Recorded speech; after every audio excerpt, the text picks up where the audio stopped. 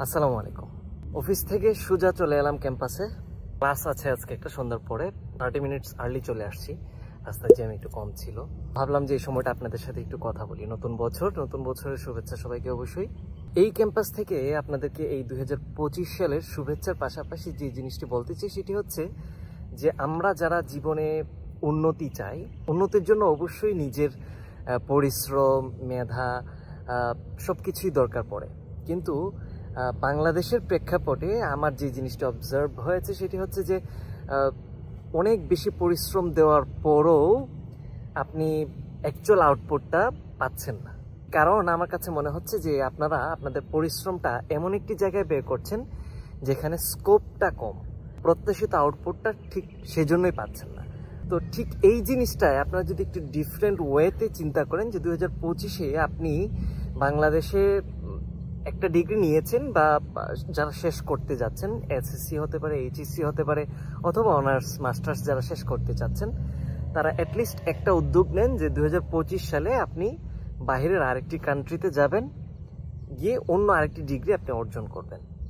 এবং সেই ক্ষেত্রে আমি আপনাদেরকে বলতে চাই যে আপনারা যদি মালয়েশিয়া আসার চিন্তা করেন তাহলে উইথিন 2 মান্থের মধ্যে আপনারা কিন্তু মালয়েশিয়া চলে আসতে পারবেন A to Z প্রসেস সম্পন্ন করে। তো এখানের এই ইউপিএম ক্যাম্পাসে আসতে পারেন। আদার্স অন্যান্য অনেকগুলো ইউনিভার্সিটি রয়েছে যেগুলো হচ্ছে কিউএস ওয়ার্ল্ড র্যাঙ্কিংয়ের 500-র ভেতরে রয়েছে। ইউপিএম এর কথা যদি বলি 1, 2, 3 মানে 123, কখনো কখনো 140, 145, 165 পর্যন্ত যায়, এর মধ্যে থাকে সবসময় র্যাঙ্কিংগুলো। সো এইরকম কিছু ওয়ার্ল্ড র্যাঙ্কড ইউনিভার্সিটি আছে, সেগুলোতে আপনারা আসতে পারেন এবং একটি ডিগ্রি এখান থেকে নেওয়ার পর আপনার যেই যোগ্যতা অর্জন হবে, যে এক্সপিরিয়েন্স আপনি পাবেন, সেটি অতুলনীয়। কেন অতুলনীয় সেটার স্পেসিফিক কিছু রিজন আমি বলে দিই। যেমন এখানকার এক একটি ইউনিভার্সিটিতে আপনার 50টি 60টি করেও এক্সট্রা কারিকুলার অ্যাক্টিভিটিসের জন্য ডিফারেন্ট ক্লাবস রয়েছে, সোসাইটিস রয়েছে। আপনি একজন আইটি স্টুডেন্ট হয়েও আপনি একটি বিজনেস ক্লাবে থাকতে পারবেন, বিজনেস রিলেটেড জিনিসগুলো আপনি গেইন করতে পারবেন, পাশাপাশি কমিউনিটি বিল্ড আপ করতে পারবেন। আর সবচেয়ে বড় যে জিনিসটি, যেটি বাংলাদেশে আপনি কখনোই সম্ভব হবে না, সেটা হচ্ছে এখানে আপনি আসার পর আপনি দেখবেন যে আপনার আশপাশে আপনার ক্যাম্পাসে মোটামুটি 30 থেকে 40% স্টুডেন্ট হচ্ছে ইন্টারন্যাশনাল, মানে হচ্ছে অন্যান্য কান্ট্রির। তো তাদের সাথে আপনি যখন চলাফেরা করছেন, উঠা বসা করছেন, পড়াশোনা করছেন, এক্সট্রা কারিকুলার অ্যাক্টিভিটিসগুলোতে আপনি সক্রিয় থাকছেন, তখন আপনার ভেতরে যে পুরো একটা আন্তর্জাতিক মানের, আন্তর্জাতিক অঙ্গনের নেটওয়ার্কিং বিল্ড আপ হচ্ছে, কমিউনিকেশন স্কিলটা ডেভেলপ হচ্ছে, সেটা বাংলাদেশে পারবেন না।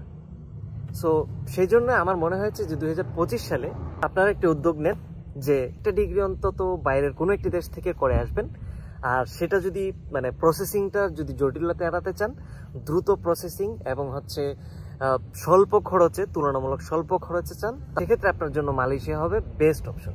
আর আপনার পুরো এডুকেশন জার্নিটাতে আমরা প্রাতিষ্ঠানিকভাবে আপনাকে ফুল সাপোর্ট দিতে পারবো। আমাদের প্রতিষ্ঠান the study doctor Malaysian government registered একটি প্রাইভেট লিমিটেড কোম্পানি।